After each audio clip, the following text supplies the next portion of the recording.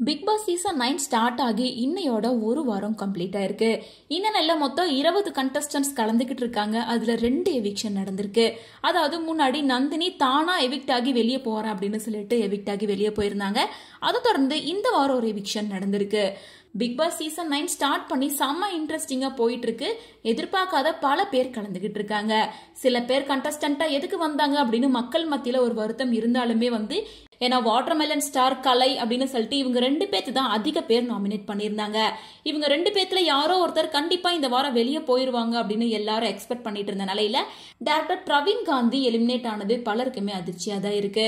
ஏன்னா டைரக்டர் பிரவீன் காந்தி இன்னும் ஒரு வாரம் இருப்பாரு அப்படின்ற மாதிரி தான் எல்லாரும் எக்ஸ்பெக்ட் பண்ணிட்டு இருந்தாங்க. ஏன்னா ரச்சகன், ஜோடி, ஸ்டார் போன்ற பல ஹிட்டான படங்களை கொடுத்திருந்தாரு.